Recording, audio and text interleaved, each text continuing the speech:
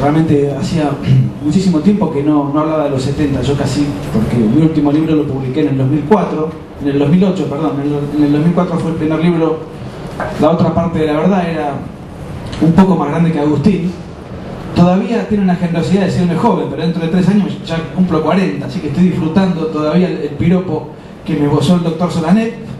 Me queda poco para llevar esa etiqueta. En el 2006 publiqué La Mentira Oficial, que sobre los años 70 creo que es el libro que más me gusta a mí, lejos. Y en el 2008 publiqué El Vietnam Argentino, que en todo caso es un libro más técnico, más académico, menos pasional y más docente. En cambio, La Mentira Oficial creo que es un libro cargado de adjetivos, con una garra y una carga emocional muy fuerte, más allá de la documentación, ¿no? Bueno, creo que me representa bastante, por eso hoy a la distancia lo miro, hoy lo estaba releyendo. Es un libro que ya tiene 6, 7 años, lo escribí en el 2005. Apelé a esos libros viejos porque del 2008 en adelante publiqué sobre otros asuntos, políticos también, pero después de haber publicado 3 libros sobre los años 70, yo mismo me había vuelto monotemático, porque para publicar un ensayo hay que leer un montón, más allá de que hay que escribir. Y les puedo asegurar que cuando estaba escribiendo mi tercer ensayo en el 2008 sobre la guerra en Tucumán, que fue el Vietnam argentino, soñaba que lo estaba persiguiendo a Santucho en los cañaverales. O sea, realmente eso era así, porque estás todo el día leyendo, incorporando, comparando documentación y te pasa eso. Y sentí que ya era de alguna manera una etapa concluida. Ya pasaron casi 4 años de aquello y haber vuelto a esto realmente me alegra mucho. Tuve que repasar algunas cosas, algunos conceptos. Afortunadamente después de aquello salieron otros libros, algunos muy exitosos, sumamente exitosos, como los de Reato, como los de Joffre, revisando y rebelándose contra la versión oficial de los hechos. Y afortunadamente el año pasado salió lo que para mí hasta el momento es el mejor libro que se haya escrito sobre el tema, que es el de Agustín, que lo digo sinceramente, le quiero agradecer los elogios desmedidos que dio o que me mencionó como por haberlo orientado un poco, pero no lo hice de bueno, sino porque yo veía lo que escribía y digo, esto tiene que ser publicado, no puede quedar solamente en la computadora de Agustín. Lo hice por mí, no por él. Era de mi interés que eso fuera publicado. Y después nos hicimos grandes amigos. Quiero agradecer acá me encuentro con muchos amigos como Emilio Nani, como Guillermo Viola, que además son héroes, a quienes admiro, y que realmente están asistiendo en la medida que se puede a los presos políticos, y ellos podrían estar mirando para otro lado, negociando una embajada en Colombia, haciendo otro tipo de actividades, y sin embargo están asistiendo, a riesgo de que ellos también en algún momento los llamen en este tipo de causas judiciales que a mi juicio se ajustan muy poco a derecho. Lo mismo quiero reconocer a la entidad que tuvo la gentileza, la distinción de hacerme partícipe de esta tarde, que es Justicia y Concordia, que preside el doctor Solanet, y que lo mismo podrían estar usufructuando la buena vida de abogado kirchnerista, alquilando prostíbulos, una vida más distendida, menos comprometida, y sin embargo llevan adelante una actividad muy, muy seria, una actividad muy complicada, porque defender el derecho en un país donde no hay Estado de Derecho es realmente algo, yo diría que es kafkiano, realmente. Así que mi reconocimiento a ellos. Y finalmente, bueno, muy contento de estar con el doctor Padilla. Nos estábamos acordando que hace 4 o 5 años yo tuve también el honor de presentarle un libro, el segundo tomo de las guerras del siglo XX. Así, exactamente así. La primera guerra del siglo XX. La primera guerra del siglo XX, así, ya hace 4 o 5 años de ese libro, muy documentado, que recomiendo vivamente también. Y me voy a referir precisamente porque la entidad que tuvo la gentileza de la generosidad de invitarme, o la irresponsabilidad de invitarme, después veremos, Justicia y Concordia asiste jurídicamente, humanamente a los presos políticos. Cuando se empezó con esta casa de brujas promovidas por el gobierno actual, a mí la palabra preso político no me convencía, no me convencía, y después me di cuenta que efectivamente era la adecuada, porque los 1.163 militares que están presos en este momento no están presos por decisión del derecho, sino del poder político. Y en todo caso, los jueces o el poder judicial es un aparato al servicio del poder político, no es un poder independiente, o sea, no hay un sistema republicano. Es un poder obediente, conformado por una recua de abogados con pocos escrúpulos, con una Corte Suprema que fue cambiada y modificada para llevar adelante un atropello que violenta muchas garantías. Pero yo no voy a hablar de la cuestión jurídica para no aburrir, y además porque muchos ya la conocen, de las cuestiones jurídicas que han sido los principios generales del derecho que están siendo violentados. Yo quiero referirme a algo de lo cual me siento contento de haberlo hecho en su momento.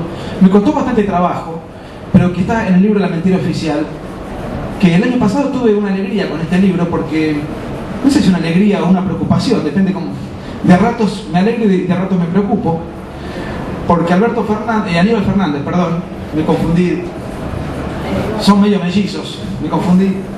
Aníbal Fernández publicó un libro el año pasado, que son Ceras Argentinas o algo así se llama, que tratando de emular a Jaureche, prologado por Cristina Kirchner, y tiene en el apartado final del libro un capítulo que se llama Antibibliografía, y son los libros del enemigo. Y está este libro, La Mentira Oficial, así que para mí, no sé si es un elogio o una distinción, pero nada, me llamó mucho la atención. Y tiene que ver con lo siguiente, que es un poco el corazón de este trabajo, que para mí partimos de un principio. En Argentina hubo una guerra. ¿Quién determina que fue una guerra? Bueno, lo podemos discutir, podemos estar toda la noche discutiéndolo, pero si nos vamos a ajustar al derecho, en el año 85 la justicia alfonsinista, el tribunal ad hoc que creó Raúl Alfonsín para condenar a la junta militar, determinó que hubo una guerra revolucionaria y una guerra interna. Esos fueron los términos textuales de lo considerado de ese fallo. Entonces, además, llevaron adelante un detalle de todo lo que tiene que ver con el accionar de la guerrilla, que cometió 21.700 hechos subversivos, 1.500 homicidios, 5.052 colocaciones de bombas, 1.748 secuestros, toda una serie de cosas, y en donde en un momento determinado la sentencia dice: de no haber existido esta guerrilla y este terrorismo que atacó, los hechos que hoy son objeto de juzgamiento no estarían siendo juzgados porque no hubiese pasado la represión. O sea, admitía la relación de causa-efecto para la violencia que hubo en la Argentina. Lo curioso es que si un tribunal civil reconoce que hubo una guerra, no tendría que haber juzgado con leyes civiles. Es más, tendría que haberse excusado y en todo caso derivar la causa a un tribunal de guerra. Pero la realidad es que eso es interesante, porque si hubo una guerra, las normativas con las cuales hay que juzgar lo que pasó es absolutamente diferente. Pero dentro de eso, de esa guerra no convencional, así lo reconoció la justicia alfonsinista, pero además en aquella época se lo reconoció Firmenich, Videla y Perón. O sea, cada uno de los principales actores de la época, y nadie le discutía ese concepto, era algo pacíficamente aceptado. O sea, en Argentina hay inflación, a nadie se le ocurre discutir si hay inflación, es un hecho de público conocimiento. Por eso cito a esas personas, porque cada uno en su tiempo fueron protagonistas de esa guerra civil, revolucionaria, como le quieren llamar, que se vivió en el país. Y así lo determinó la justicia de Alfonsín. Así que, digamos, fue una guerra en los hechos y en el derecho. Ahora, aparece un fenómeno que es un estigma muy importante, que tiene que ver con el fenómeno de los desaparecidos, y ese fenómeno es el que ha sido utilizado, manoseado, para tergiversarlo con determinados propósitos, y tiene que ver con los presos políticos de hoy. ¿Por qué? Porque se dice que, bueno, que hay que juzgar lo que pasó hace 40 años porque son crímenes de lesa humanidad. Bueno, si el derecho argentino reconoció que hubo una guerra, el crimen de lesa humanidad no es aplicable para tiempo de guerra, es aplicable para tiempo de paz. Para tiempo de guerra se aplica otra figura que la podemos discutir, que sería el crimen de guerra. O sea que ya la Corte alfonsinista determinó que hubo una guerra, pero sin embargo se determina que hubo un crimen de lesa humanidad que no se puede imponer en el marco de una guerra. O sea, es una contradicción interesante. Segundo, ¿qué es un crimen de lesa humanidad? Yo me recibí de abogado en el 2003. Me costó mucho esfuerzo porque la verdad que nunca sentí un apasionamiento por el derecho. Mientras estudiaba en la facultad escribía el borrador de lo que después fue el libro La otra parte de la verdad.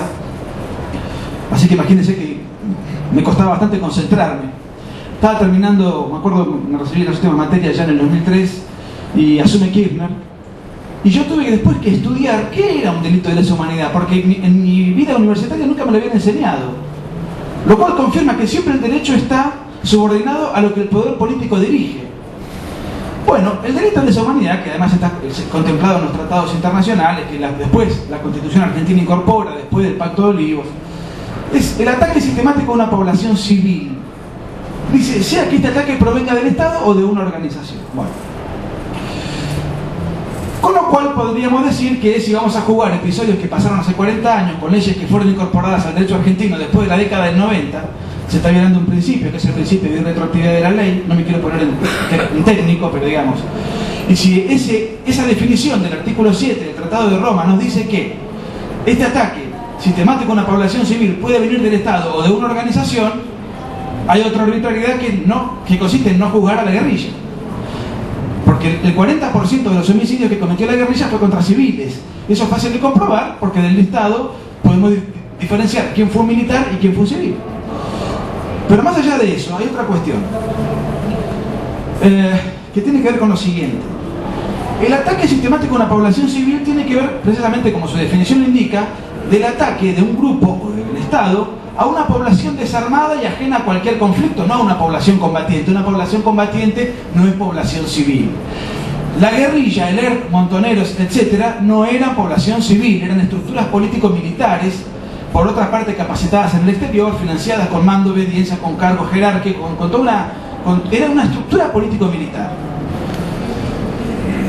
Podemos decir que la metodología que implementó el peronismo a partir del año 75, consistente en detener al guerrillero y hacerlo desaparecer, fue una metodología absolutamente reprochable. Yo no la convalido. Y en todo caso, el gobierno cívico-militar, que nace a partir de marzo del 76, continuó con la metodología que heredó del peronismo, que heredó del partido que hoy gobierna, y que cuenta todo, como dijo Agustín, a partir del 24 de marzo del 76. El gran error que pudo haber cometido el gobierno de facto fue haber peronizado la metodología, haber continuado con la herencia que el peronismo, de la praxis que creó el peronismo a partir del año 75. Porque el 24 de marzo del 76 ya había 908 desaparecidos, conforme el libro Nunca Más. Después eso se continuó, y hay un dato revelador de un libro muy interesante de un filósofo pensador marxista, Juan José Seuregui, que dice que en marzo del 76, el gobierno militar arranca, pide la jura el 25 de marzo, o sea que ese mes prácticamente lo que pudo haber hecho el gobierno militar es casi nulo, por una cuestión calendaria. En marzo del 76 fue el mes que más desaparecidos hubo en toda esa tragedia. O sea que es imputable al gobierno peronista todo eso, que por supuesto no se juzga ni se conmemora ni nada por el estilo. Ahora, ¿qué es lo importante para mí?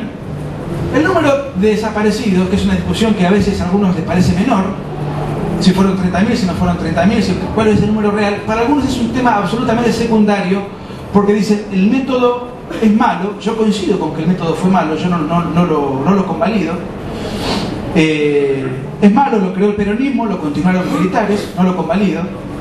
Estoy en desacuerdo, pero claro, yo no viví esa época, con el diario del lunes es bastante fácil oponerse. Pero bueno, objetivamente no estoy de acuerdo. Ahora, dicen, no importa cuántos fueron, con que sea uno solo es suficiente. Pero no dicen que fue un solo desaparecido, dicen que fue 30.000. O sea que el número entonces es importante. Y cuando una madre de un desaparecido, honesta en su manera de apreciar las cosas, le respeta su dolor, como Fernández Mejide en su libro escribió que los desaparecidos verdaderos fueron 8.000, le saltaron a la yugular de las propias madres de Plaza de Mayo. Le hicieron el vacío de una manera categórica. Pareciera que quieren imponer de un número un dogma. ¿Por qué razón? La realidad es que el libro, y yo ahora voy a contar por qué me importaba saber el número exacto, y se relaciona con la cuestión de los presos políticos. La realidad es que la cantidad de desaparecidos no surge de una investigación personal, sino de la investigación estatal, que tiene que ver con el famoso libro Nunca Más, que a instancias de Raúl Alfonsín se hizo a partir del año 84, y que en el año 2006 fue corregido por este gobierno bajo el patrocinio de la Secretaría de Derechos Humanos de Eduardo Luis Duhalde, que acaba de morir, que fue fundador del movimiento Todo por la Patria, que atentó contra el gobierno constitucional de Raúl Alfonsín, y que fue abogado personal de Santucho, secretario de Derechos Humanos del régimen, ex secretario de Derechos Humanos. En el año 2006 se corrigieron los listados del libro Nunca Más. Según los datos que tengo acá, déjenme los chequear porque hace mucho que no reviso estas cifras. Durante el gobierno peronista, eso fue actualizado en el 2006. Durante el gobierno peronista, según las fuentes ayornadas, hubo 751 desaparecidos. Durante el gobierno cívico-militar, 6.809, o sea, 7.560.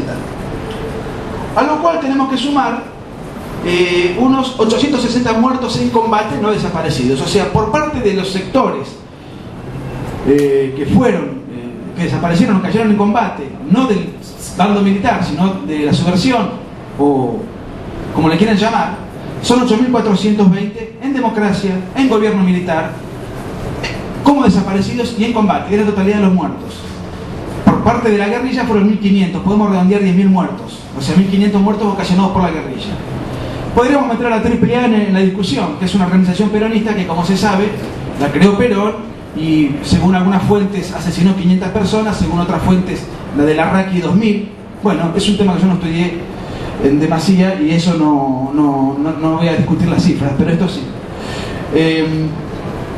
Quería mencionar esto.